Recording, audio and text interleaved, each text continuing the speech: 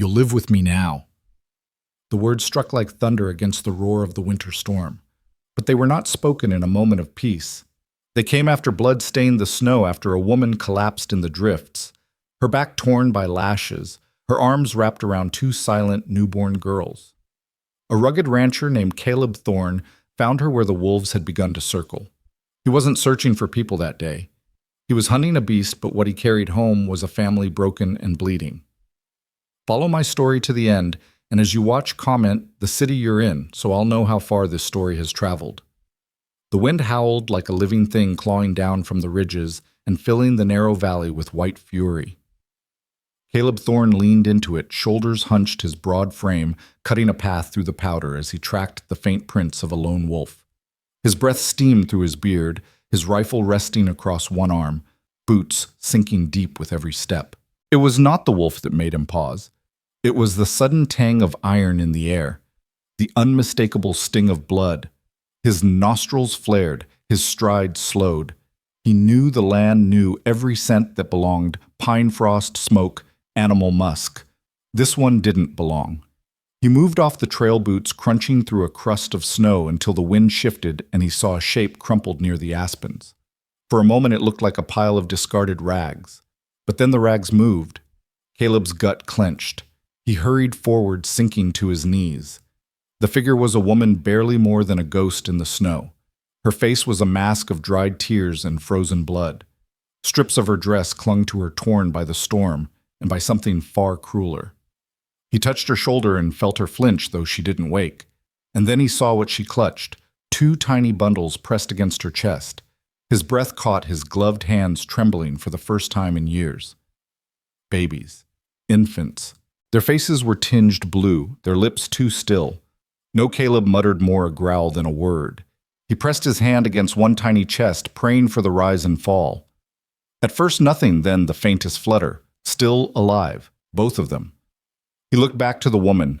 Her lashes had carved a map of cruelty into her back, the welts frozen into her flesh. Whoever had left her here had meant for her to die. Yet she had shielded these children with her own body, refusing to let go even as life drained from her. Caleb wasn't a man who prayed often, but he whispered a curse against whoever had done this and a vow that they wouldn't succeed. With a gentleness that contradicted his rough exterior, he slid the babies inside his own thick shearling coat, tucking them against the furnace of his chest. Then he slid his arms beneath the woman. She weighed almost nothing, bones and rags and willpower. He rose, snow whipping around him, and started toward the dark smear of smoke far off in the valley where his cabin waited. Behind him, the wolf he had been tracking let out a long, mournful howl. It carried across the frozen plains like a dirge. Caleb didn't look back. The storm fought him every step. Gusts clawed at his coat, trying to rip the warmth away from the tiny bodies nestled against his chest. The woman's head lolled against his shoulder, her breath so faint it was barely more than frost. Caleb forced his legs to move in rhythm, boot, boot, boot, through drifts that swallowed him to the knees. Inside him burned something older than words, a raw, stubborn refusal to surrender. He had buried family before. He would not carry death back to his cabin tonight. Hours later, his cabin rose out of the storm, a fortress of heavy logs blackened by years of weather. Smoke pushed stubbornly through the blizzard, a promise of fire within. Caleb shouldered the oak door open, and blessed heat spilled over him. He laid the woman on a bearskin rug before the hearth. For a moment he stood still, snow melting down his beard, steam rising from his coat. Then he moved with purpose. He stripped off his coat carefully, unwrapping the infants. Their faces stirred faintly, their tiny lungs drawing painful breaths. Caleb fetched a wooden crate, lined it with wool blankets, and set them close to the fire's glow. Only then did he turn back to the woman. He saw the horror of her wounds clearly now: slashes across her back, bruises on her ribs, her lips split. Rage surged in his chest, but he forced it down. This wasn't the time for fury, it was the time for saving. He fetched warm water and clean cloth, kneeling beside her. His hands were calloused, scarred by rope and steel, yet now they moved with a surgeon's precision. He washed blood from her face, mud from her hair, cleaned each lash across her back as carefully as if she were porcelain. Outside, the storm battered the walls, but inside, there was only the fire's crackle and the steady sound of his work. The woman stirred once, her cracked lips parting in a whisper he couldn't hear. Caleb leaned closer, but her eyes never opened. Still, he felt the faintest exhale against his wrist. She was alive. Good, he muttered more to himself than her. You hold on, you're safe now. He didn't know her name, didn't know where she came from, but he knew this she and those babies weren't going to die here. Not while he still had strength left in his arms. The fire roared higher shadows dancing on the cabin walls. Caleb sat back on his heels, his jaw set, his breath steady. The wolf howled again far away now. Inside the cabin, the broken family breathed faint but real, and that was enough. The fire raged in the hearth, its heat pulsing into the frozen air of the cabin. But it wasn't enough. Caleb knew warmth had to sink deep into bones, into blood, into the marrow of the half-dead woman and the two tiny creatures she clutched. He stood, stripped off his gloves, and fetched another armful of logs from the pile stacked by the wall. He laid them carefully onto the blaze, coaxing it higher until the flames licked at the stone and sparks snapped into the dim rafters.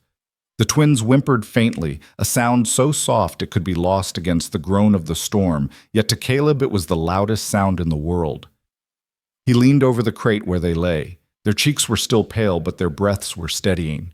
He reached down, letting one of his rough fingers brush the small fist of the child nearest him. The baby stirred, clutching weakly, and something ancient and primal tightened in his chest. He turned back to the woman. Her wounds oozed sluggishly where he had cleaned them, and her skin glistened damp beneath the flickering light. Caleb fetched a strip of clean cloth and began binding her back. His movements measured and precise. He had stitched cattle horses, even his own arm once, after a ranch accident, but never something this delicate. He paused often, checking her breathing, watching for the faintest twitch of her eyelids. Hours passed this way. He fed the twins with a rag-dipped spoon, warm cow's milk dribbled against their lips until they swallowed instinctively. He tucked them deeper into the blankets, then returned to the woman spooning a trickle of broth past her cracked lips. At times he felt her throat tighten faintly, the swallow of life refusing to give in. When the wind finally began to ease outside, Caleb sat back in his chair, his rifle laid across his lap. His body screamed with exhaustion, but he forced his eyes to remain open, scanning the door of the windows. Out there was a world that had discarded this woman and her children as though they were nothing. In here the rules were different. In here they were his responsibility. The next morning broke gray and dim. Snow lay heavy across the valley, muffling all sound. Caleb stepped out briefly, breaking a trail to the barn where his single cow lowed, softly steam curling from her nostrils. He milked her, poured the warm liquid into a tin pail, and hurried back inside, his breath burning. The twins drank it eagerly from the dropper he fashioned out of a hollowed reed, and a faint flush of color spread across their cheeks. The woman Mara, though he still did not know her name, remained silent. She drifted in a fever haze, her lips whispering nonsense words. Caleb leaned close once, thinking he heard, "Don't take them." He stilled his jaw tightening, but he didn't speak. Instead, he placed his hand gently over hers, pressing her limp fingers against the blanket. By the third day, she stirred more often. Her eyes fluttered hazel beneath swollen lids, catching glimpses of him moving about the cabin. Once she woke enough to see him crouched at the fire, whittling something from a block of pine. His hands were steady, deliberate carving lines into a bird with wings stretched wide. When her breath rasped and caught, he didn't turn, but his knife paused for a fraction of a second, as if he knew she was watching. Her lips moved, trying to form words. The sound that escaped was dry, broken. Caleb was at her side, instantly lifting her head with one broad hand, pressing a cup of cool water to her mouth. She drank, choking once, then sagged back. "Thank you," she rasped, barely audible, but the words filled the silence of the cabin like a shout. Caleb's eyes gray as the storm outside met hers briefly. He only nodded and returned to his chair. But Mara knew then she wasn't alone anymore. The days stretched blurred into each other. Caleb's life of solitude shifted into a life of constant motion, tending fire, fetching milk, binding wounds, chopping wood, cooking broth. Every action was performed with an awareness of the fragile lives under his roof. He never spoke more than a handful of words, but his care was constant, relentless. And slowly, against all odds, life began to return to the cabin. The twins grew louder, their cries thin but insistent. Mara's fever broke her breathing steadied. She sat up one afternoon, weak and trembling, but alive. From her cot, she watched Caleb's figure bent over the fire, watched the twins gurgle in their crate, and for the first time since the snow, she allowed herself to believe they might survive. One evening, when the blizzard screamed against the walls, Mara woke to find Caleb seated near the door rifle across his knees. His face was calm, but his eyes were fixed on the dark window, as though he expected something or someone to break through. She wanted to ask why, but no sound came. Instead, she lay back listening to the storm and the quiet breathing of her daughters, comforted by the watchful shadow of the man who had saved them. The silence of the cabin was no longer empty. It was filled with the rhythm of survival, the beginning of something new, though none of them yet understood what it meant. By the seventh day, the storm had blown itself out, leaving the valley wrapped in a thick, ghostly silence. Snow lay heavy on the cabin roof, sparkling under a pale sun that barely warmed the air. Inside, warmth pooled like a living thing. The great hearth burned low, and even candles guttered in their saucers, and the scent of pine pitch threaded through the room. Caleb Thorne moved through the quiet with the unhurried economy of a man who had worked long winters alone and learned not to waste himself. Mara's eyes opened and stayed open. Not long at first, only in small flickering spans where the world swam and steadied, but enough to make sense of the room. Rough-hewn beams, a table scarred by knives and years, a shelf of jars, flour beans, a precious twist of sugar corded with twine. Caleb's chair by the door angled toward the window that faced the path. His rifle lay across the seat cushion within easy reach, oiled steel catching firelight like a warning. She turned her head and found the crate beside the hearth. Their crate where the twins lay on folded wool, breathing thin bird-like breaths. The faintest sounds came from them, more sigh than cry, yet the noise filled the cabin like music. Mara felt a sharp ache in her chest that wasn't pain so much as the memory of pain letting go. She reached a hand out of the blankets, stopped short of touching them, then drew it back and swallowed. Caleb was at the stove, ladling thin broth from a blackened pot into a cup. He heard the small shift of her breath and looked over one shoulder. Their eyes met. He didn't ask questions. He just crossed the room and slid an arm behind her shoulders, levering her up with a gentleness that would have surprised anyone who judged him by size alone. "Easy," he said. The word was quiet, flat, carrying no more than needed. She drank. The liquid was salty hot, and she felt it flare through her like a match taking to kindling. It startled a cough out of her, and he waited it out, a palm steady against her back, careful to avoid the raw tracks of the lash. When she sagged, he lowered her back into the nest of quilts. "How long?" she whispered. "Week," he said, "give or take." Her eyes moved to the twins again.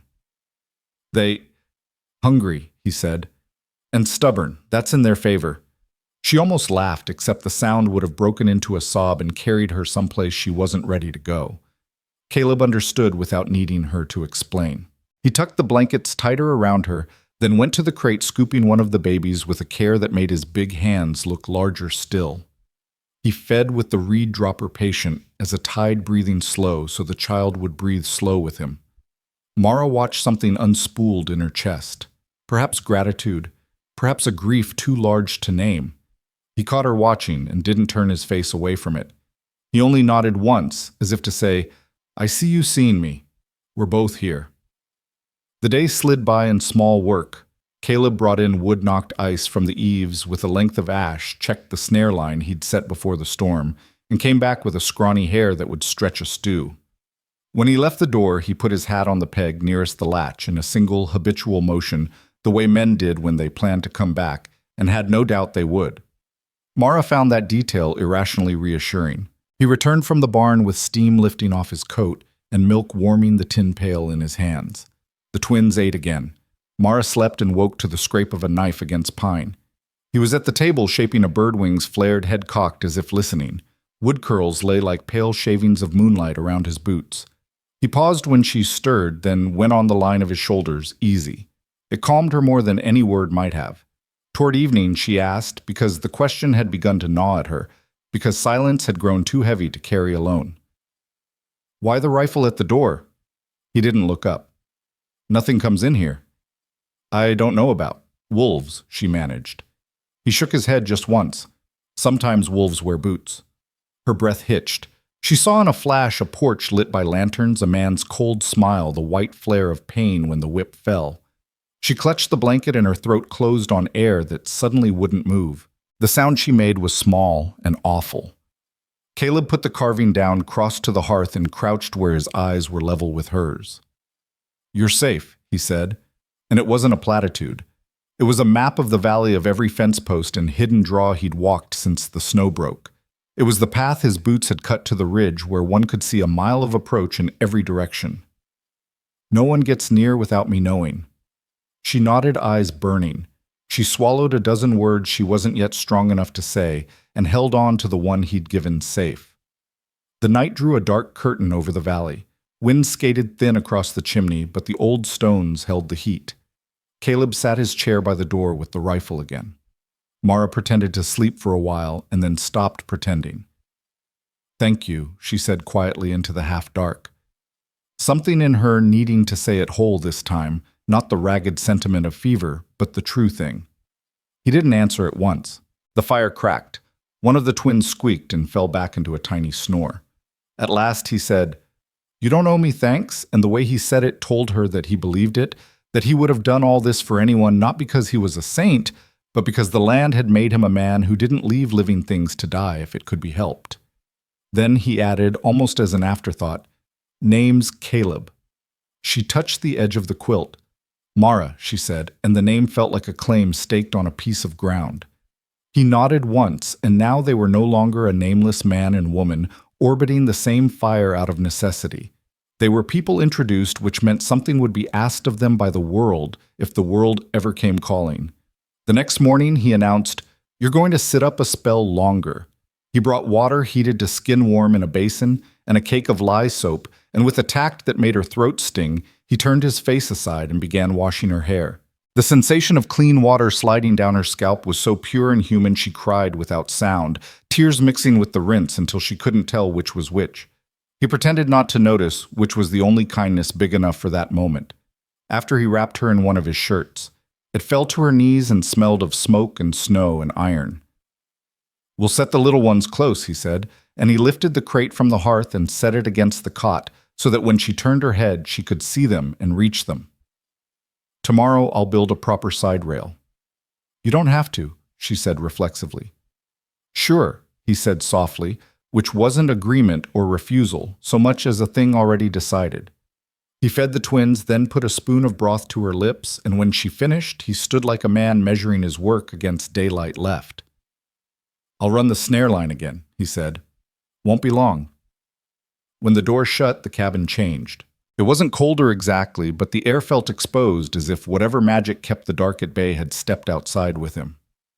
Mara listened to the stillness. Sometimes the silence is a blessing. Sometimes it's a space things crawl into. She tried to breathe slowly to match the twins' small rhythm.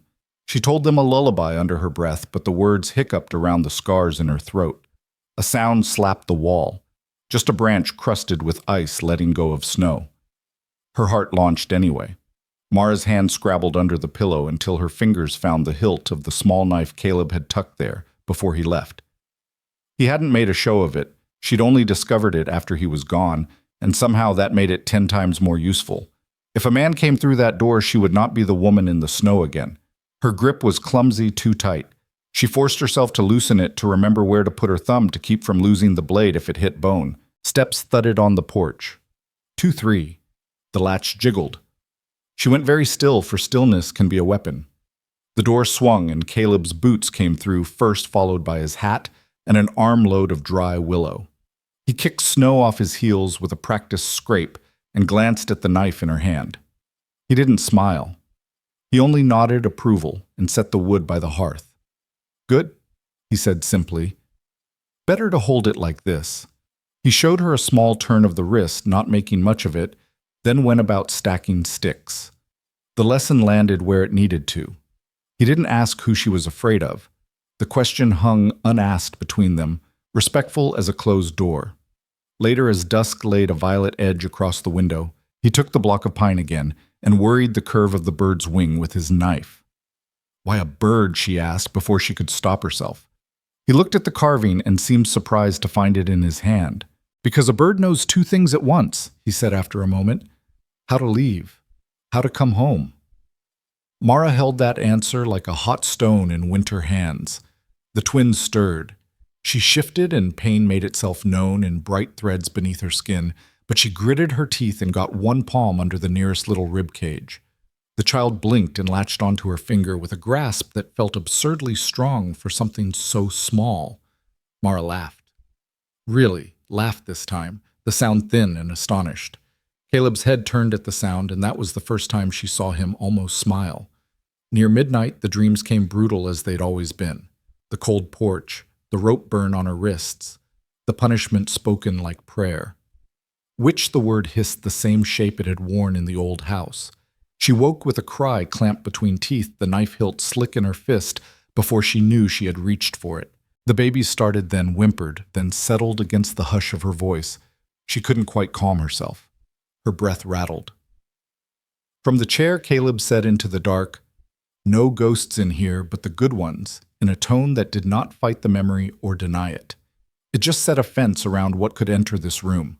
She let her lungs follow that fence line until they were less ragged. Morning found the valley shining and quiet, the sky a hard coin of blue. Caleb boiled coffee with grounds that had been used twice already and didn't complain about it. He ate standing at the table 2 slices of pan bread and a strip of rabbit jerky, then said, "I'll bring in spruce. Make a side rail. Want those little ones sleeping where you can get to 'em easy." "You're doing too much," she said, and heard how the sentence sounded like a plea not to spend himself on her, and the children not to build a life out of pieces she wasn't sure she had the right to offer. He set the cup down. "No, I'm doing the work in front of me." He went out. Hammer blows rattled the thin winter air, slow and steady. She lay listening to the cadence of it, to the way each strike announced a world pushed back into order one nail at a time. She turned her head to the twins sleeping in their crate and whispered things she hadn't let herself say since before the porch and the whip and the snow. "We're here," she told them. "We're still here." Caleb came back with the rail pine smoothed with sand pegs fitted tight. He fixed it to the cot so the crate could be lashed safely in place, flush with the mattress, so that when Mara rolled, she rolled toward her daughters, not away. He tested it with his weight, then stepped back and nodded as if he had righted some small tilt of the earth. "You'll get stronger," he said. "Tomorrow we try standing." Tomorrow, she echoed, tasting the word. It didn't feel like a trap anymore. It felt like a door. That night before he took his watch in the chair, he paused at the edge of her cot. "If there's a person out there needs fearing," he said plain, "and even say the name when you can. So I'll know what shape the tracks come in." She opened her mouth. The name rose and scraped her tongue, Silas, and she flinched, not ready to give it the oxygen of this room. "Soon," she said, and he accepted that, like he accepted weather, and the way spring took its own time. "Soon then," he said, and sat down with the rifle across his knees where he watched the door and the window and the sleeping of a woman who had come back from the edge, and 2 children who made soft sounds like home. The valley thawed in small increments each day, nudging against the ice that clung stubbornly to the land. Sunlight slanted low spilling gold across the snow, and for the first time since Mara had opened her eyes, she saw brightness instead of endless gray. The mountains stood distant and unmoving, their peaks sharp as knives against the sky. She watched them from her cot, the twins nestled beside her, and tried to remember if she had ever seen beauty without fear laced into it. Inside the cabin, life pressed forward in quiet routines. Caleb moved through each day like a man accustomed to silence, but now there was weight to it, not emptiness. His boots thudded on the planks as he brought in wood. His voice, rare, low, gruff, rose only to mutter to the cow in the barn or coax a spark into flame. Yet each motion carried consideration, the way he set her cup where her trembling hands could reach it, the way he shifted the cradle so she could look at her daughters without straining. On the 8th morning, he said, "Time you stand." Mara looked at him, startled. "I can't." "You can," he interrupted, not harsh but immovable. He pulled a sturdy armchair close and braced it with one hand. "Lean on this. Just a moment." Her legs felt like kindling beneath her. Pain rippled along her back as she swung them over the edge of the cot. She gasped and nearly fell, but Caleb's arm was there, a solid wall under her elbow. With his steady pressure, she stood shaking unsteady, but upright. For a long moment she clung to the chair, tears springing hot to her eyes. Not from pain, from the fact that she was not on her knees. "That's it," Caleb said quietly. He didn't praise her, didn't flood the moment with words. He only steadied her until she was ready, then let her settle back onto the cot. But Mara felt a piece of herself return, a piece stolen on that cold porch weeks ago. As days turned to 2 weeks, she moved more. Caleb built a second cot, a smaller one where the twins lay wrapped in wool. Mara would sit propped with pillows, watching them reaching out when their tiny fists waved. Sometimes she wept, sometimes she smiled faintly. Caleb never intruded on those moments. He let her own them. Still, silence could not hold forever. One night, as a storm rattled the shutters and the twins fussed, Mara's voice cracked open like a dam. She rocked her babies against her chest, humming a broken lullaby until finally the words tumbled out. "His name is Silas." Caleb lifted his head from his chair by the door. He didn't move closer. He only listened, his face cut in half by firelight. "He wanted a son," Mara whispered, her voice trembling but insistent. "An heir to his land, to his name. When I gave him daughters, he called them cursed, said I'd failed him." Her breath hitched. The whip wasn't punishment, it was a cleansing. He wanted me gone. Wanted them gone. The fire cracked violently. Caleb's jaw tightened, his knuckles whitening against the rifle laid across his knees. "He had his men drag me out into the snow." Mara continued, voice shaking now, with rage more than fear. "Left me for the wolves, said they'd take the curse from his land." Her tears fell freely. "If you hadn't—" Her words dissolved. She buried her face in her daughter's hair. Caleb rose his height, casting a long shadow across the wall. He stepped to the hearth, crouched and stirred the fire until it roared brighter flames, spitting sparks into the air. His back was to her when he spoke. "He won't touch you again." It wasn't a vow. It wasn't reassurance. It was a flat truth spoken into the heart of the storm. Mara felt it settle over her like a shield she hadn't known she was allowed to claim. In the days that followed, spring pressed harder into the valley. The snow retreated from the fields, leaving behind damp earth and the promise of green. Mara's strength returned in increments. She stitched one of Caleb's worn shirts, the needle trembling in her grip, but steady enough to repair what was torn. She baked bread with flour from his dwindling stores, filling the cabin with the rich, yeasty scent that made it feel less like a fortress and more like a home. Caleb never said much, but he noticed everything. When she sang softly to her daughters, his knife would pause in its carving. When she laughed a thin, still fragile sound, he would glance over eyes, narrowing slightly, as if storing it away. He began carving more birds, sanding them until their wooden wings gleamed smooth. One he strung above the twins' cot, where it turned lazily in the warm air. One evening, Mara dared to ask, "Why do you carve them?" Caleb studied the little figures suspended above the cradle. "Because birds know how to find their way home," he said simply. She let the answer settle into her bones. For the first time in memory, she believed she might have one. But shadows never rest for long. Late that spring, a visitor came down the valley trail, Jed Carter, the trapper who passed through twice each year. His mule carried a load of furs, and his lean face looked drawn. Caleb greeted him with the bare nod of men who know solitude, handed him a mug of coffee, and sat across the table. Mara kept to the far side of the cabin, unease crawling under her skin. Strangers meant risk. She rocked her daughters and listened as Jed spoke.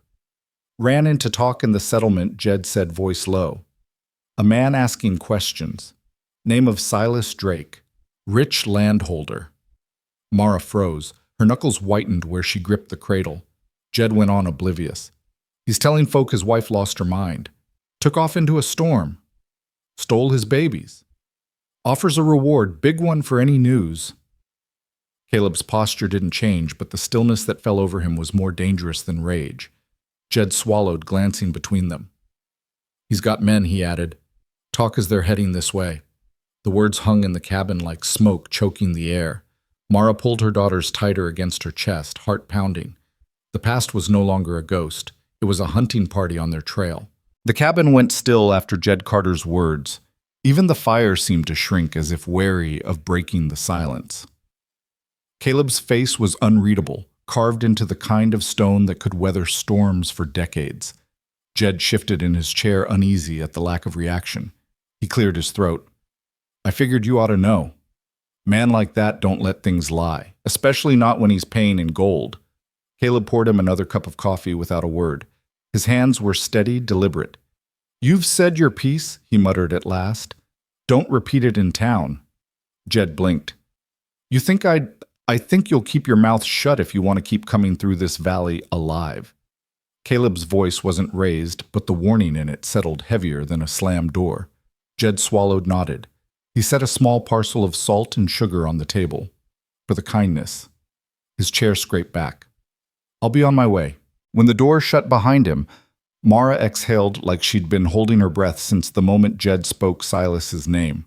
Her body trembled, her arms tightening around her daughters. He found us, she whispered. He'll come. He always comes. Caleb stood by the firearms, folded his shadow long and dark against the wall. Then we'll be ready. Her eyes shot to him, disbelief flaring. You don't know him. He'll burn this valley to the ground. I know his kind, Caleb said evenly, and I know this land. That'll be enough. The words lodged in her chest, sharp and heavy. Fear coiled tight inside her ribs, but beneath it something else stirred. A flicker of rage. A mother's rage. She had survived the snow, the whip, the wolves. She would not let Silas strip away what little she had left. That night, Caleb began his preparations. He checked the rifle, cleaning it piece by piece until the metal gleamed in the firelight. He counted ammunition, then poured more shot into paper cartridges with careful hands. He tested the heft of his axe, the balance of his hunting knife, as if reacquainting himself with old friends. Mara watched in silence, her heart pounding with every metallic click. The next morning, he set about the cabin. He reinforced the door with an iron bar wedged deep into the frame. He nailed boards across the smallest back window, muttering, "Too easy a target." He paced the perimeter of the cabin, eyes sweeping the tree-lined boots crunching through thawing snow. Mara watched from the window, and she saw it then, not a man simply tending his land, but a soldier pacing a battlefield, mapping every advantage, every weakness. Later, when he came in his coat dusted with frost, she spoke. "Teach me." He glanced up. "Teach you what?" Her hand trembled as she reached for the knife he had left by the table. She lifted it, awkward but determined. "This. I won't be useless when he comes." Caleb studied her for a long moment. Then he nodded once, slow and deliberate. He stepped closer, his hand wrapping around hers, guiding her grip. "Not too tight. You'll lose your hold if it sticks." He adjusted her thumb, her stance. "Blade close, short and fast. You're not fighting for pride, you're fighting for their lives." Her breath hitched. She looked down at her daughters asleep in their crate, then back at him. "I'll fight." He held her gaze, and something passed between them, an unspoken recognition. She was no longer the broken woman he had found in the snow. She was something harder, sharper. A mother forged in fire. They practiced in the dim light of the cabin, Caleb correcting her movements, showing her how to twist, how to strike. At first her hand shook the knife, clumsy in her grip, but with each attempt her motions grew steadier. Sweat dampened her brow. Her back ached where scars pulled tight, but she gritted her teeth and pushed through. When she faltered, he steadied her. Again. By the time dusk fell, her arm was sore, her body trembling. But when Caleb took the knife and set it back on the table, there was approval in his eyes. "That'll do," he said. That night's sleep did not come easy. Mara lay awake, listening to the sighs of her daughters, the steady crackle of the fire, the low groan of the wind outside. In the corner, Caleb sat with his rifle across his lap, a sentinel carved of shadow and resolve. She closed her eyes and pictured Silas's face, his sneer, the whip raised high. Her hand drifted to the knife on the table beside her cot. Fear still coiled in her belly, but alongside it now burned a fierce, consuming will. If Silas came, she would not hide. She would not kneel. She would fight for her daughters, for the fragile sanctuary they had found. And Caleb, she glanced at him once more before sleep finally took her. He would fight too. Not because he had promised, but because it was who he was. The cabin had become more than a refuge. It was a fortress, and together they would defend it. The thaw pressed deeper into the valley, turning snowdrifts into rivulets that trickled down toward the river. The air smelled of damp earth and pine sap, sharp and alive after the dead breath of winter. Mara stood at the door frame, her hand resting on the rough timber for balance, and drew in a lungful of that air. It filled her with something dangerously close to hope. Behind her, the twins stirred in their cradle. Their cheeks had lost the sickly pallor of those first days. Now they flushed pink when they cried, their tiny fists shaking like little storms. Mara lifted one, pressed her lips to the crown of her daughter's head, and felt the thud of a heartbeat, steady and strong. She held her longer than she needed, tears hot in her eyes. Caleb stepped in from the yard, boots, wet arms full of split logs. He set them down beside the hearth and gave a curt nod at the sight of her upright. Stronger, he remarked. Mara managed a smile. Because of you. He didn't answer, only turned to stack the logs, but she saw the way his shoulders tightened at her words, as if carrying them along with the weight of the wood. In the evenings, when the sky burned violet and the valley lay hushed, Caleb would take out the carving knife and blocks of pine. He worked slow, steady strokes, shaving curls of wood that caught firelight as they fell. One night, when the twins were especially fretful, Mara hummed them a tune her mother once sang. Her voice was thin at first, uncertain, but it steadied. The babies calmed their cries, softening into hiccups before slipping into sleep. Caleb's knife paused mid-stroke. He didn't look up, but the silence between them felt warm. Days turned to weeks. Mara reclaimed small pieces of her old self. She baked bread from Caleb's precious flour supply, filling the cabin with the scent of crust browning on hot stones. She sewed neat stitches into his worn shirts, her fingers nimble again. She tended the garden Caleb had coaxed from the thawing ground, planting onions and potatoes. Each act stitched her more firmly into the fabric of this place. One evening, Caleb handed her 2 finished carvings. Birds, their wings outstretched as if frozen mid-flight. He had sanded them smooth until they gleamed like polished stone. Tiny holes had been drilled into their backs, leather cords threaded through. For them, he said simply, nodding toward the twins. Mara's throat closed. She tied the carvings above the cradle where the birds swung gently in the warm air rising from the hearth. She touched one with trembling fingers. "They'll grow up knowing they were wanted," she whispered, her eyes shining. Caleb looked at her, then really looked. And for the first time she saw something in his gaze that wasn't just duty or stone-hard resolve. It was softer, dangerous in its own way. Life fell into rhythm. Caleb chopped wood at dawn, his axe thudding steady as a drumbeat. Mara cooked and mended, sang to her girls, nursed her scars in silence. They worked side by side in small ways, he hauling buckets of water, she stirring stew. He laying traps along the ridge, she humming as she kneaded dough. Words were few, but none were needed. Their bond was written in the quiet exchange of glances, the brush of hands when passing tools, the unspoken understanding that survival was no longer his alone or hers, it was theirs. One afternoon, as the sun spilled gold through the small window, Mara caught Caleb's profile in the light. The set of his jaw, the way his hair curled damp with sweat, where it brushed his collar, the concentration in his eyes as he mended a bridle. He looked every bit the fortress he had promised to be. But there was something else, something she hadn't dared imagine since the day Silas branded her cursed. The thought frightened her even as it warmed her. Her heart was not a safe place, not yet, but it was beating again.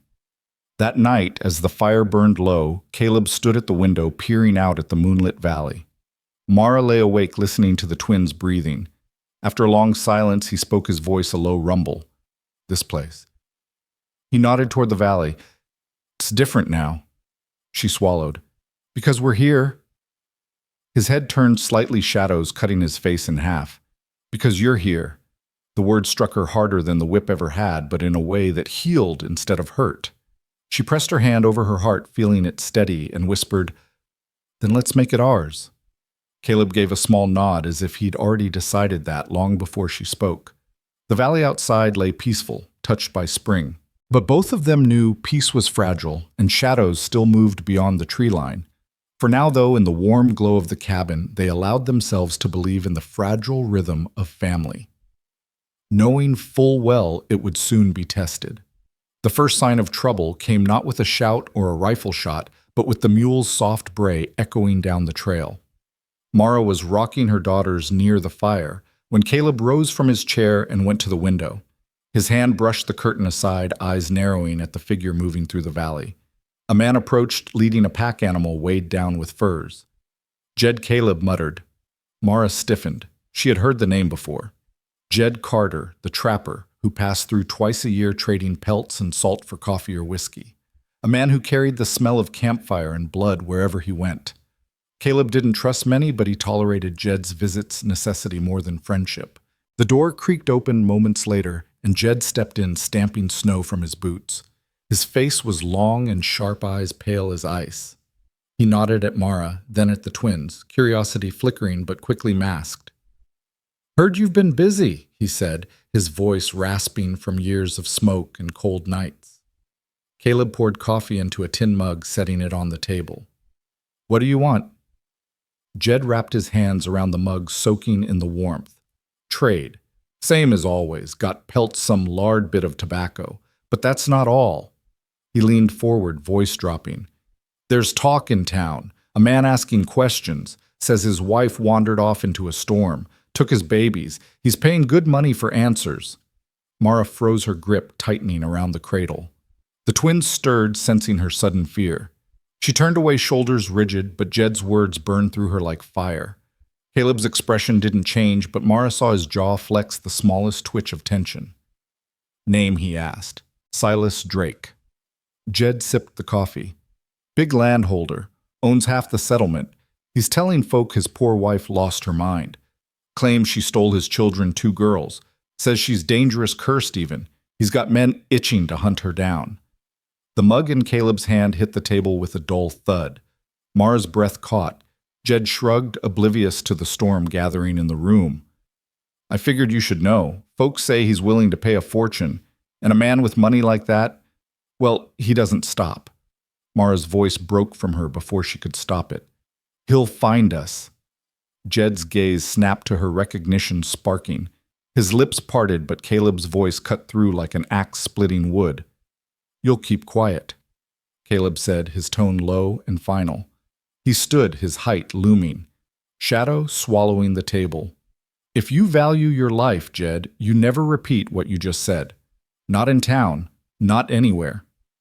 For the first time, Jed looked uneasy. He finished his coffee in one swallow, set the mug down, and rose. From his coat, he pulled a small parcel of sugar and salt. "For your trouble." He glanced once more at Mara, then at the twins before slipping out into the fading light. The door shut and silence roared in its place. Mara clutched her daughters close, her heart hammering against her ribs. Her voice cracked. "It's over. He'll come. He always comes." Caleb crossed the room, stood over her, his gray eyes hard as steel. "Then we'll be ready." Mara shook her head. "You don't understand. He has men, guns. He'll burn this place to the ground if he has to." Caleb leaned down, his face inches from hers, his voice a growl carved from stone. "I know men like him, and I know this land better than any of them ever will. That's our advantage." Her breath trembled. She wanted to believe him, needed to, but fear crawled cold through her veins, whispering of whips and blood and cold porches where she had nearly died. That night Caleb set to work. He cleaned his rifle with careful precision, the metallic clicks echoing in the cabin. He tested his hunting knife, honed its edge. He moved through the cabin with the grim focus of a man preparing for siege. Mara lay awake, watching him. Each movement was a message. He was not waiting for fear to come knocking. He was building walls around them, turning their sanctuary into a fortress. The next morning, she woke to the sound of hammering. Caleb had reinforced the bar across the door, boarding the back window until not even moonlight seeped through. She watched from the cot as he walked the perimeter of the cabin, boots cutting purposeful lines in the thawing earth. He moved like a soldier tracing battle lines. Later, when he came in, sweat darkening his shirt, Mara found her voice. "Teach me." He looked at her, puzzled. "Teach you what?" She lifted the hunting knife from the table, her grip unsteady but fierce. "This. I won't be helpless when he comes." For a long moment, Caleb said nothing. Then slowly he nodded. "All right." And for the first time since Silas's shadow had returned to her life, Mara felt something stronger than fear. She felt resolve. The training began at dawn when frost still clung to the grass and the air stung with the bite of spring cold. Caleb placed the knife in Mara's hand, his own fingers brushing hers, guiding her grip. "Not like that," he murmured. "Thumb here, close to the guard. Blade forward. Hold it as if your life depends on it, because it will." Mara swallowed hard, adjusting her stance under his watchful gaze. Her body still carried the weight of scars. Every movement tugged at her back, but she refused to let pain dictate her. "Show me," she whispered. Caleb nodded. He drew his own knife, lifted it, then, in a fluid motion, showed her how to thrust short and sharp. "You're not trying to look fierce. You're trying to end it quick. Straight to the belly or ribs. Twist, pull back. Don't hesitate." Her hands trembled as she mimicked the movement. He stepped closer, steadying her wrist with his palm. "Don't swing wild, small and fast. Fear makes people lash out wide. Wide gets you killed." She nodded, jaw tight, and repeated the thrust again, then again. Each time the shake in her arm lessened. Caleb watched, his gray eyes unreadable, but when she met his gaze, she saw approval flicker there. By midday, her shirt was damp with sweat. Her body ached in ways she hadn't felt since before Silas's punishments had broken her spirit. But this ache was different. It wasn't despair. It was strength, new and fragile, but real. When she finally slumped onto a stool, Caleb poured water into a tin cup and handed it to her. She drank greedily, wiping her mouth with the back of her hand. He crouched in front of her, voice low. "That's enough for today. You'll keep at it. By the time he shows his face here, you won't be the same woman he cast into the snow." Mara's eyes burned. "I'll never be her again." He held her gaze, nodded once, and stood. From then on, training became part of the rhythm of their days. After chores, Caleb set up makeshift targets, bundles of straw bound in old cloth, and handed her the knife. She stabbed, twisted, pulled back, her movements growing sharper. At night when the twins slept, Caleb showed her how to move silently across the cabin floor, how to position herself near shadows. "You're smaller than him," he said. "That's your weapon. He won't expect you to fight." Mara bit her lip, her voice a whisper. "He won't expect me to survive." The lessons gave her a strange kind of peace. Each thrust of the blade loosened the memory of Silas's whip. Each step across the floor drove out the echo of his voice, calling her cursed. With every cut of steel through the straw target, she built a piece of herself back from ruin. Still, fear lingered. At night, when she tucked her daughters against her chest, she would stare at the rafters and imagine hoofbeats breaking the silence. The thought of Silas's sneer, his cold eyes, would steal her breath. But then she'd glance at the corner where Caleb sat with his rifle across his lap, a mountain of calm resolve. The fear receded, replaced by something fiercer, the will to fight. One evening, after practice, Mara's hand blistered from the knife hilt. Caleb noticed the raw skin, took her hand gently in his. His calloused thumb brushed over her palm. "You're pushing hard," he said. "I have to," she whispered. "You already have," he replied. His eyes lingered on hers, and for a moment the fire's glow seemed the only light in the world. Mara's breath caught, but before she could speak, he let go, stood, and busied himself with stoking the fire. The cabin had become a fortress. Every board Caleb nailed over the windows, every hidden snare he set outside, every round he loaded, it all spoke of war waiting at their doorstep. Mara saw it in his eyes. He was preparing not just for Silas, but for the weight of violence a man like Silas dragged with him. And Mara prepared too. Each night when she whispered lullabies to her daughters, she added silent vows between the words, "I will not run. I will not break. I will not let him take you." The valley itself seemed to know what was coming. Birds grew quiet. The wind carried an edge that wasn't weather, but warning.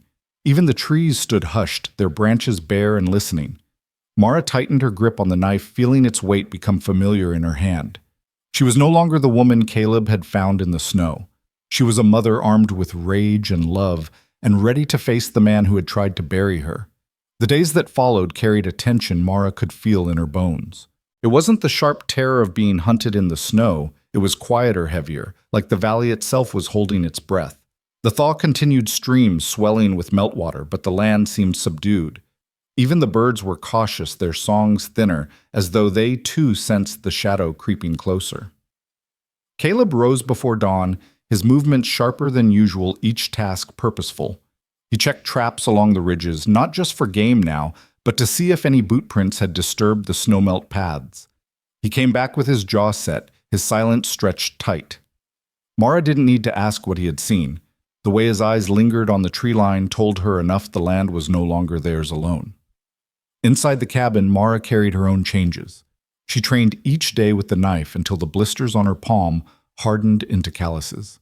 Her arms grew steadier, her thrust quicker, her stance more certain. Each repetition erased a little more of the fear that once defined her. But it wasn't only the training. She found herself watching Caleb more closely. The way his broad frame filled the doorway when he returned from the barn. The quiet concentration in his face when he sat by the fire carving wood. His voice low and even when he told her where to keep the girls if fighting broke through the door.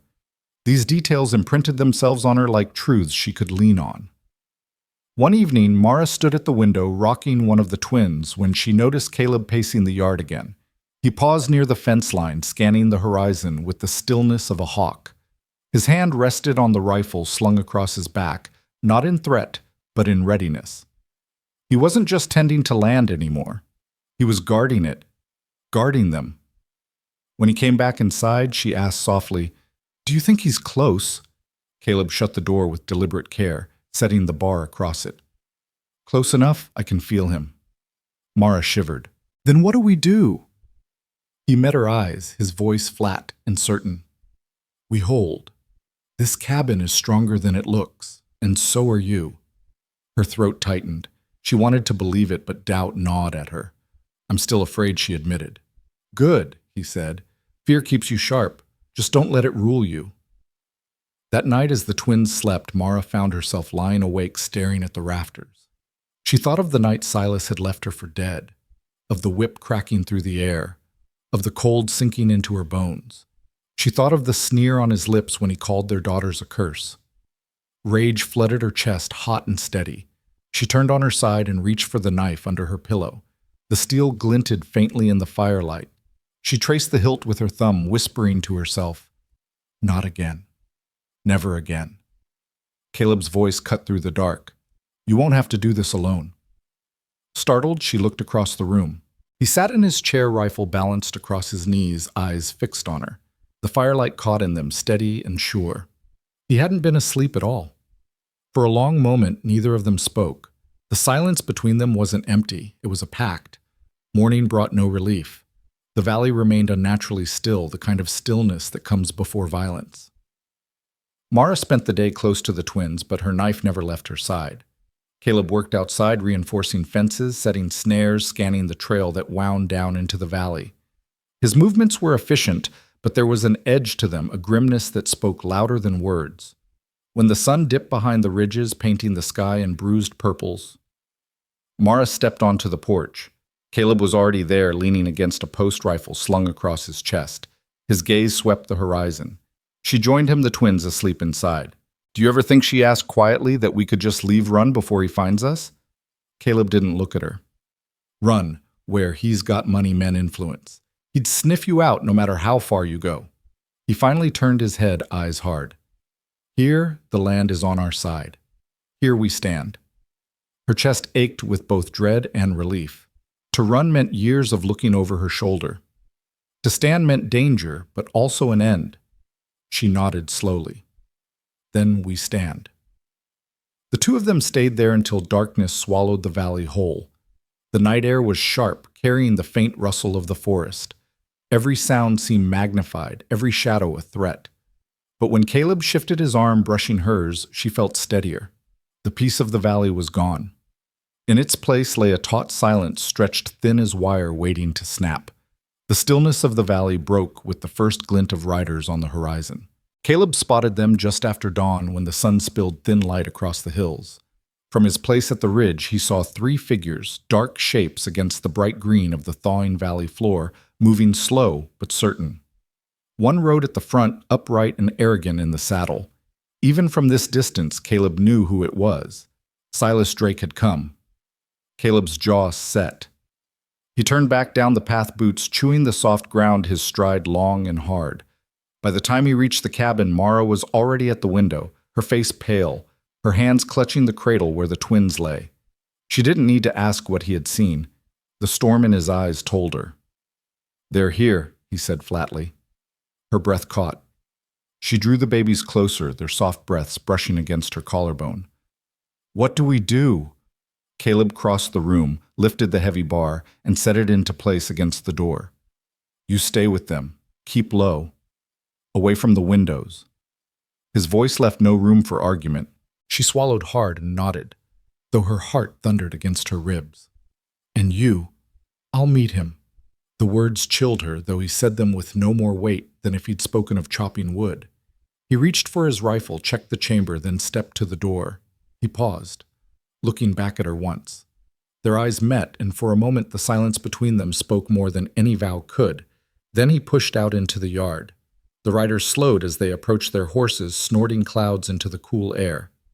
Silas dismounted first. He moved with the polished arrogance of a man accustomed to obedience, his boots sinking into the thawing earth without concern. His face was handsome, in a cold, cruel way, his smile sharp as a blade.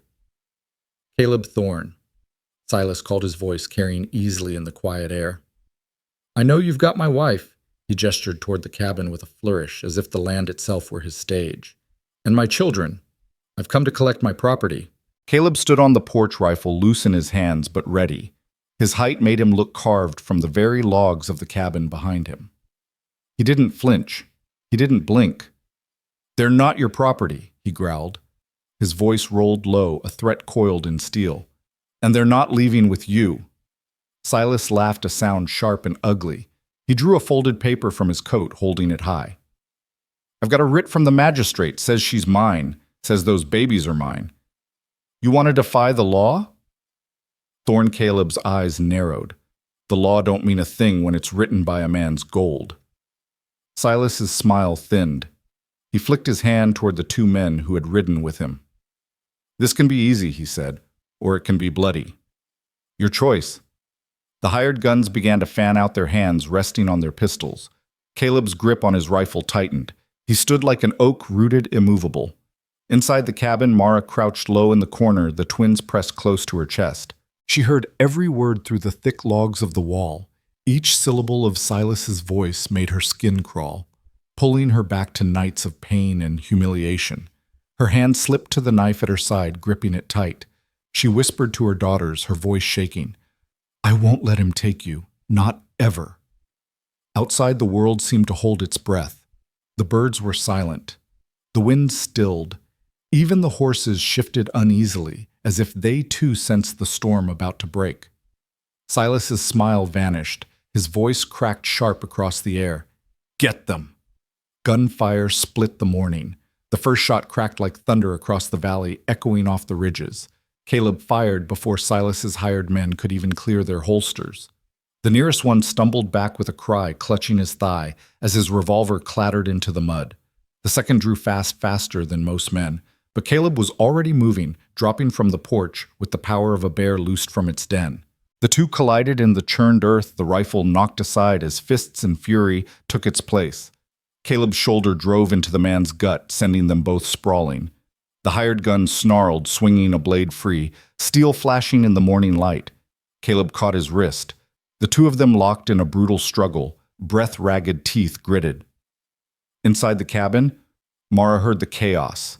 The roar of guns, the guttural grunts of men fighting, the slam of bodies against the ground. She pressed her daughters tighter, heart racing, every nerve screaming for her to move, to do something. Then she heard the sound that froze her blood, the splintering crack of wood as the doorframe shuddered. Silas. The bar rattled under his weight. Once, twice.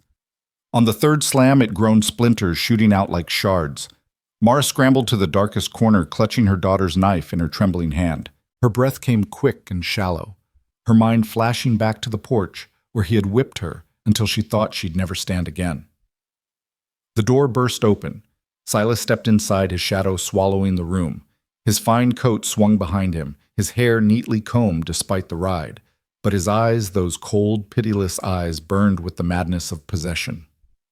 "There you are," he hissed, lips curling back. "You cursed witch! Thought you could take what's mine." He strode forward, hand outstretched, reaching for the cradle where one of the twins squirmed. Mara's body moved before thought could catch up. She lunged, knife flashing, her scream ripping through the cabin, a raw, primal sound that startled even him. The blade bit deep into his arm. Silas roared, stumbling back, clutching the wound. Shock blazed across his face, not just from the pain, but from the defiance. From her defiance. The woman he had left for dead in the snow was not broken. She was standing, fighting, daring. "You!" He spat, eyes wild. "You dare raise a hand to me!" Her chest heaved, the knife trembling in her grip, but held firm. "Touch them again," Mara said, her voice ragged but strong. "And I'll do worse." For a moment the world narrowed to the two of them. His rage and her defiance locked in a deadly standoff. He bared his teeth, raising his uninjured hand as if to strike her down. But outside the struggle shifted.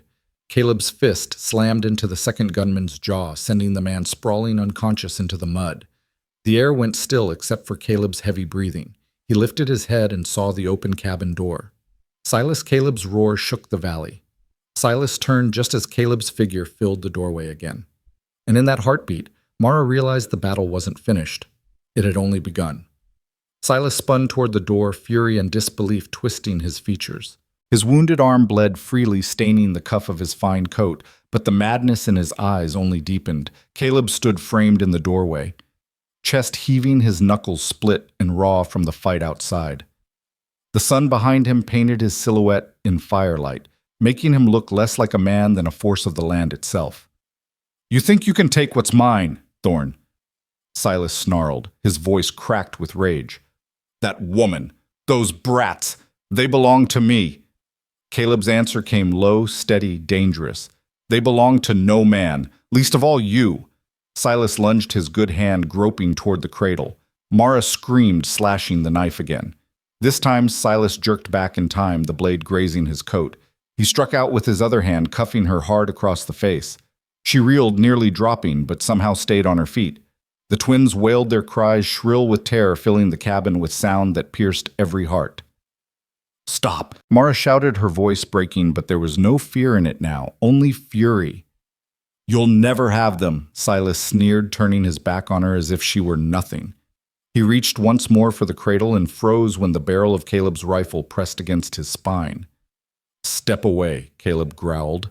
For the first time that morning, hesitation flickered in Silas's eyes. But it was gone in an instant, replaced by venomous arrogance.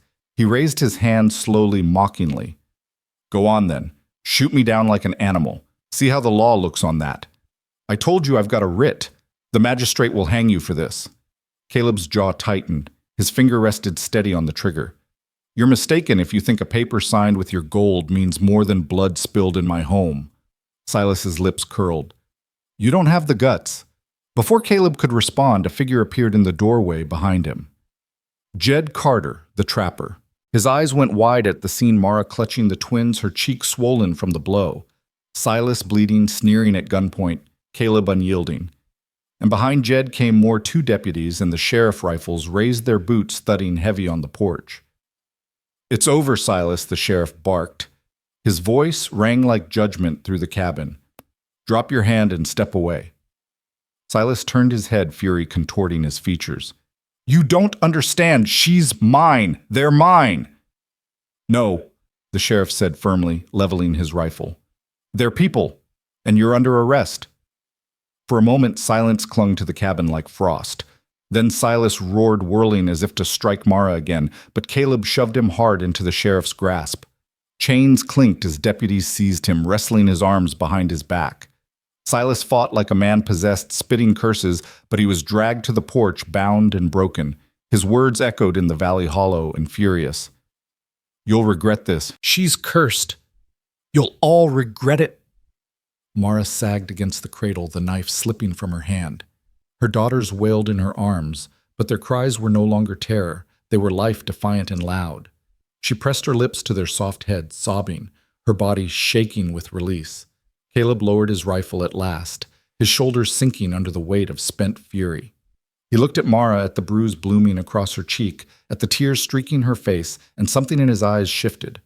The sheriff's voice carried back from the porch. "We'll take him to town. He'll face judgment there." But inside the cabin, judgment had already been passed. The man who had called her cursed had been defeated not just by law, but by her own hand, her own defiance. And though her body trembled, Mara knew with absolute certainty she would never be that broken woman in the snow again. The valley rang with echoes of Silas Drake's rage as deputies dragged him away in irons. His voice, once so commanding, cracked into something desperate, almost pathetic. "She's mine. She's cursed. You'll all pay for this." His words faded with distance, swallowed by the trees until only the hush of wind and the steady clop of horses remained. Mara stood in the center of the cabin, her arms wrapped tightly around the twins. The knife had slipped from her hand to the floor, forgotten in the storm of the moment. Her knees shook so hard she thought they might give out, but she refused to collapse. She would not sink to the floor in front of her daughters, not in front of Caleb. Caleb leaned the rifle against the wall and turned. The fight had left its mark. Blood trickled from a cut on his temple. His knuckles were swollen and torn, and his shirt was streaked with mud. Yet he stood tall, chest rising slow and steady, his gray eyes locked with hers across the room. It was the first time in months, maybe years, that Mara felt truly seen. Not as property, not as burden, not as broken. He saw her standing alive, defiant, and she saw him not just as the rugged rancher who had lifted her from the snow, but as the man who had fought beside her, who had risked his life because he believed hers was worth saving. The sheriff lingered in the doorway, hat in hand, his voice softer now. "We'll see to it he faces a judge. His men are finished. They won't trouble you again." Caleb nodded once curt. He didn't thank him, didn't curse him. Just shut the heavy oak door, slid the bar back into place, and turned toward Mara. The act was final, deliberate, a boundary drawn.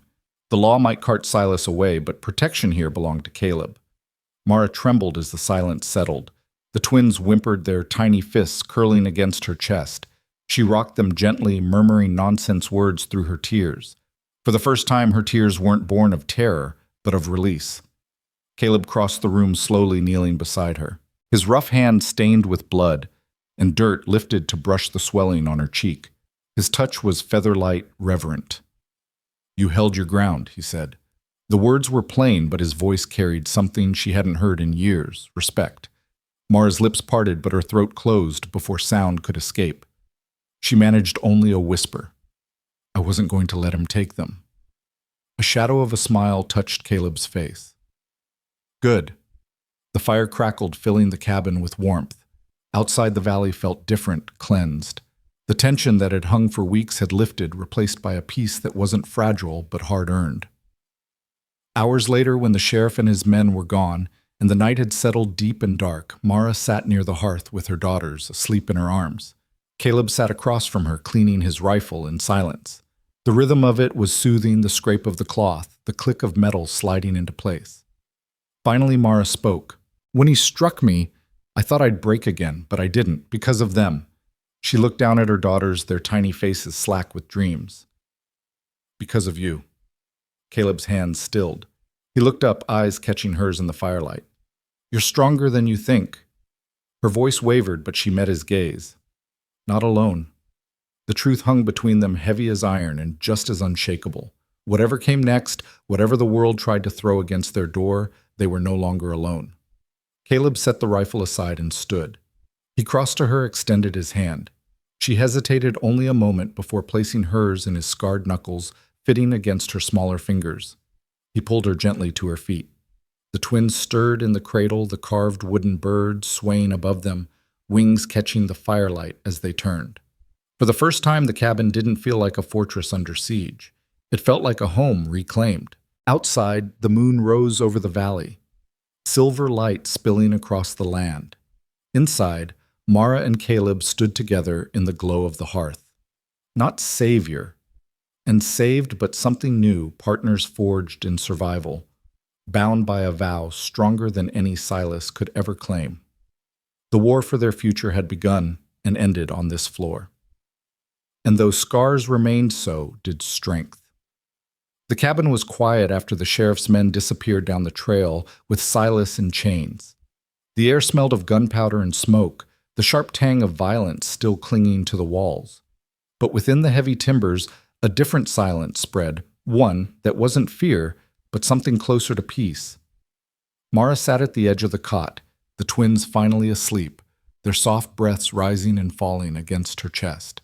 Her hands still trembled, but they trembled from release, not dread. She had faced Silas, raised steel against him, and lived. She had chosen to stand. Caleb moved about the room with slow, deliberate steps, setting things back in order.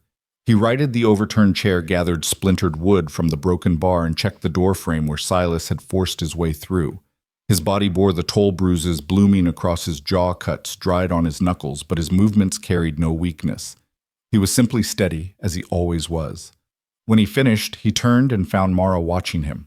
Their eyes met across the small cabin, and in that gaze something passed that neither of them spoke aloud. He saw her not as the broken woman he had pulled from the snow, but as someone who had fought, who had chosen to strike back. And she saw him not only as her savior, but as her equal, the man who had stood at the door and refused to move. Mara lowered her gaze, whispering, "I don't know how to thank you." Caleb crossed the space, slowly crouched beside her. His hand, rough and scarred, lifted gently to brush the swelling on her cheek. "Don't," he said quietly. "You don't owe me thanks." Her throat tightened. She wanted to tell him he was wrong, that she owed him her life, her daughter's lives. But the words tangled.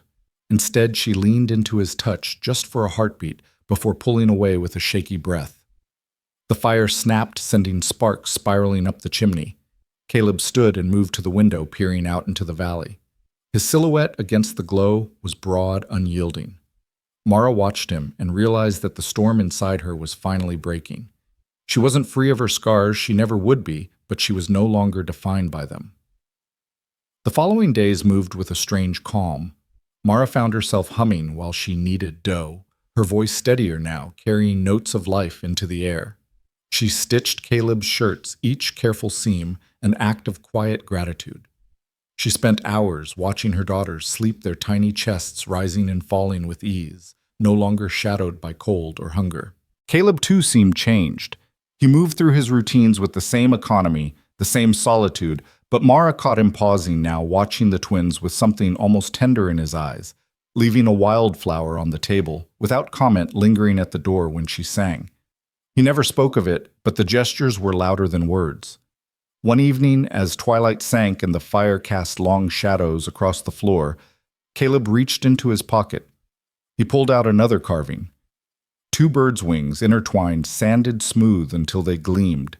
He set them on the table beside her bread. "For them," he said, nodding toward the twins, "and for you." Mara's eyes filled. She lifted the birds carefully, her thumb brushing over the grain. "They're beautiful," she whispered.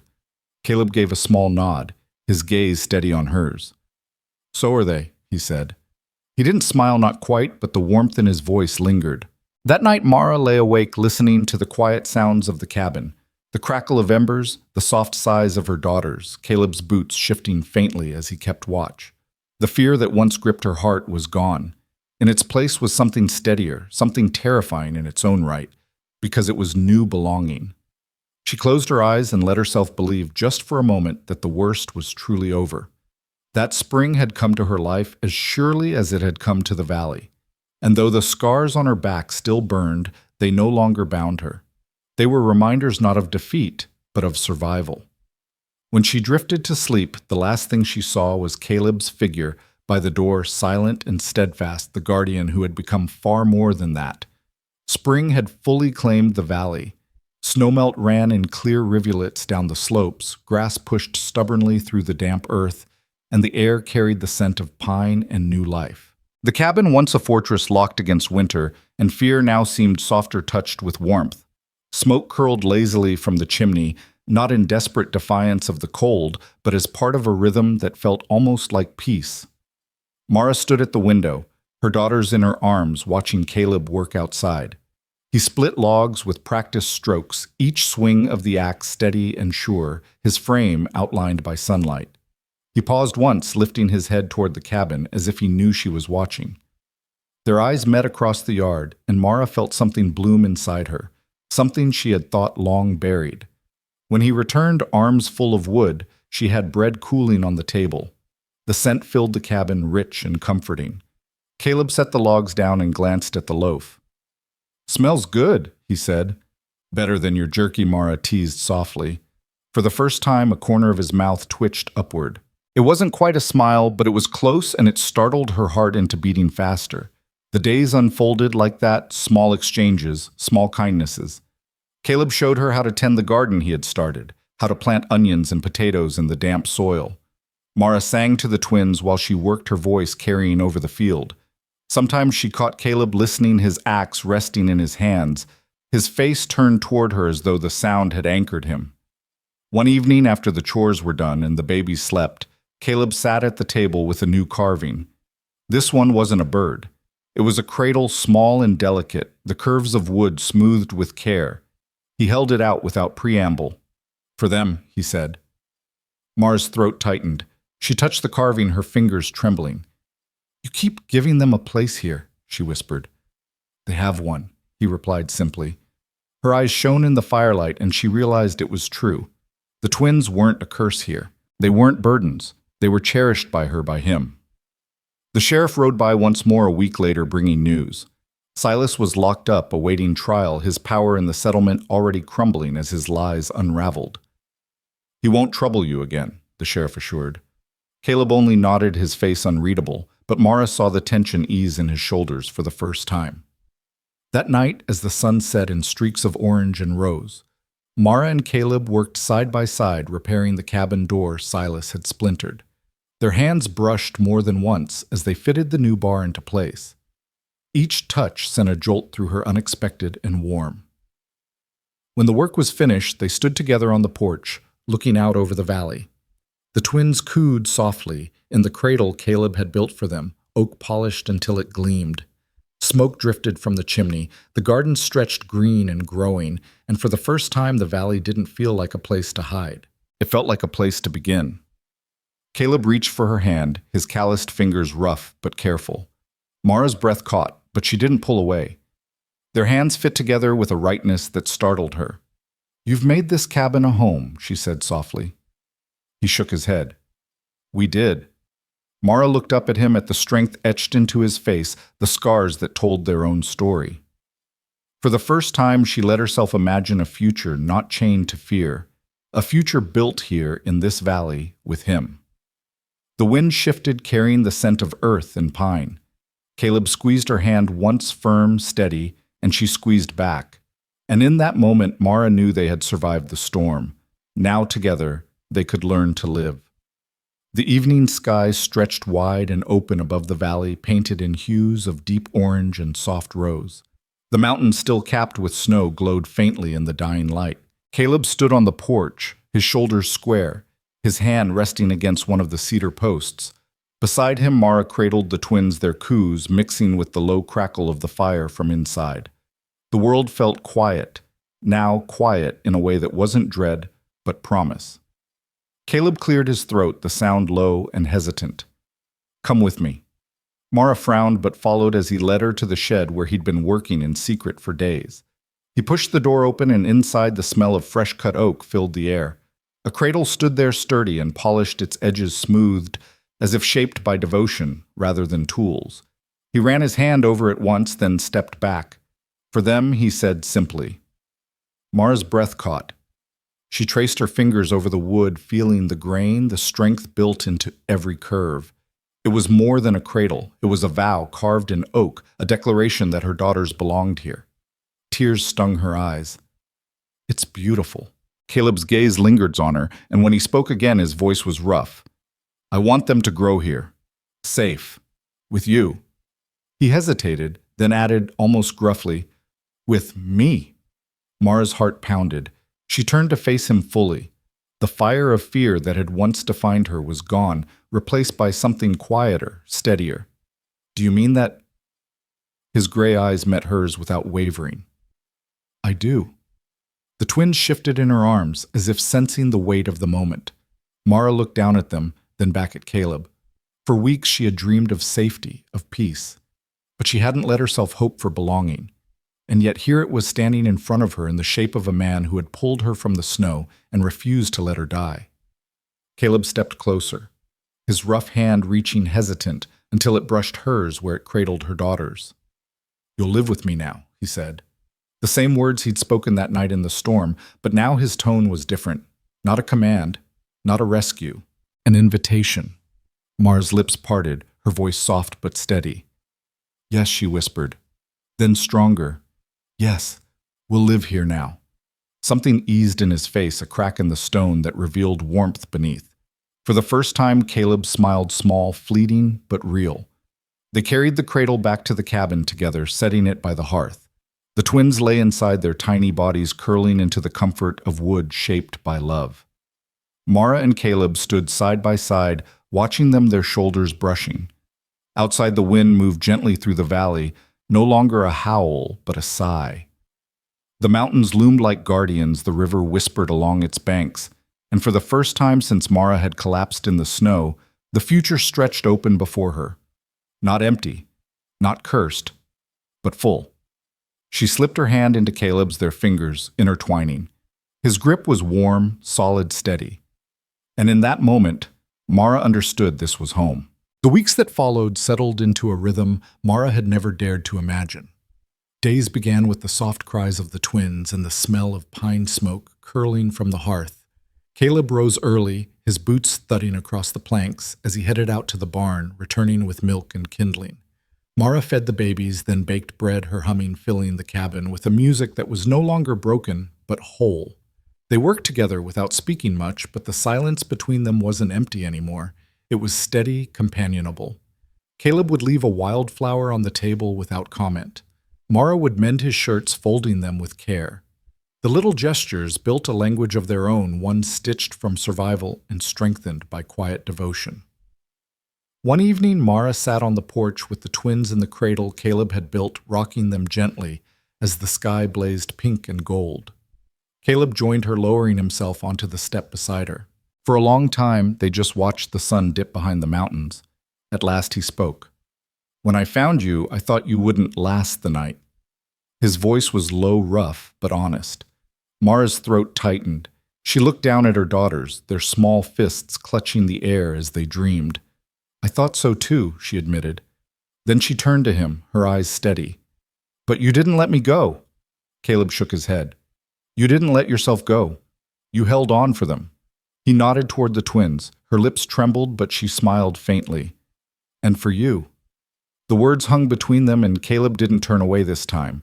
His gaze met hers, firm and unflinching, and for a moment the air felt charged heavy with all the things unspoken.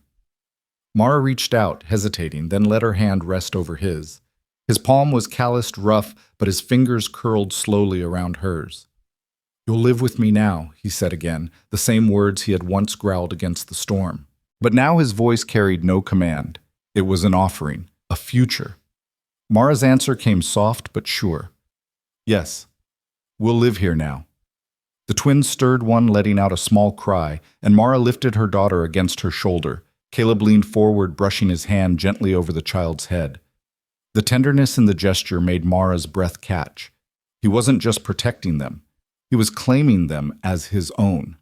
That night, after the girls were asleep in their cradle, Mara stood by the fire, staring into the flames. Caleb stepped beside her, close enough that their shoulders touched. The silence wrapped around them, steady and sure. Mara felt her heart beating fast, but not with fear, never again with fear, with hope. For the first time in her life, she believed she could build something lasting. Not just survival, not just escape, a home, a family. And when she looked up at Caleb, she saw the same truth reflected in his eyes. Spring took hold like a promise kept. The river ran fuller each morning, braiding the valley with silver threads. Sun warmed the cabin's south wall until resin bled from the logs and sweetened the air, and the aspens along the draw unfurled leaves the color of new coins. On a dawn that smelled of wet earth and wood smoke, Mara stepped out onto the porch with the twins bundled against her chest, and watched Caleb set a post straight in the yard.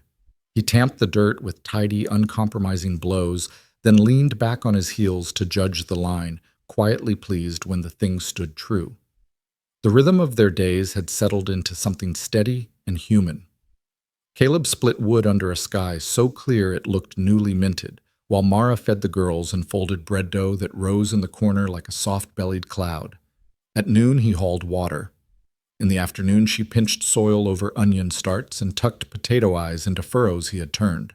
When one of the babies fussed, he'd pause with the same patience he gave stubborn fence rails and take the small weight into his arms until the fretful cries dissolved against the beat of his heart. The carved birds he'd hung above the cradle spun lazily in the warm updrafts, two little guardians of polished grain and quiet devotion. They hadn't named the girls yet. It wasn't neglect or superstition. It was something else, a feeling that names should come after a place is claimed and a future is chosen. That morning, as the fire snapped and the scent of fresh bread shouldered into the room, Mara looked down at her daughters and heard herself say, almost shy, Lark and Wren. Caleb looked up from the bridle he was mending. "What?" She felt heat stir in her cheeks, but went on. "She sings whenever she wakes." She touched the more talkative twin's cheek, and the child answered with a squeak like a swallowed note. "Lark." And her, she stroked the quieter one's fist. She watches everything, small and fierce. "Wren." Caleb's gaze slid to the carved birds turning above the cradle, then back to the babies, then to Mara. The corner of his mouth found that near smile she'd learned to watch for. "Lark and Wren," he repeated, tasting the words like wheat after a hard winter. "Seems right." So that was that. Names stitched to lives, a claim planted like a flag nobody else could tear down. The sound of them filled the cabin with a completion Mara hadn't known she'd been waiting for. She whispered them into dark curls, and the syllables felt like a blessing said over bread. Around midday, hoofbeats stitched a careful line down the trail. Caleb stepped to the porch, thumb resting easy on his belt, not yet on steel. Jed Carter appeared first, hat-low mule sagging under a half-dozen neat bundles of pelts. He raised a hand that wasn't quite a wave and wasn't quite a question. Caleb tipped his chin. "Jed." Jed's glance slid past him into the dim and found Mara at the table, a baby at each shoulder. For half a beat, something like apology softened the trapper's narrow face. He shifted a bundle from mule to porch. "Brought salt." And he scratched his jaw suddenly, a man uncertain of his words' news from town. Caleb didn't move. "Say it plain." Judge from over the pass came through. "Sheriff put your man in front of him. Sounds like the writ was bought slicker than a greased eel. Ain't standing up to light." Jed risked another glance at Mara, then back down the valley. "Point is, whatever bark he had, ain't got much bite left. Word is he's shipping out under guard east. Won't be troubling nobody here a while." The silence that followed was not disbelieving so much as careful, as if both cabin and mountains wanted to hear the words settle before trusting them. Mara felt it in her ribs all the same, a loosening like a knot untied by a practiced hand. She looked at Caleb. He didn't smile. He didn't swear. He only exhaled, and the air seemed to leave his lungs without taking anything vital with it. Jed fumbled in his coat and produced a paper-wrapped parcel. "Sugar." "For the little one's naming," he said, then added, almost gruff, "Figured they had 'em by now." Lark, Mara said, meeting his eyes, and Wren. Jed nodded as if those were the only names they could ever have been.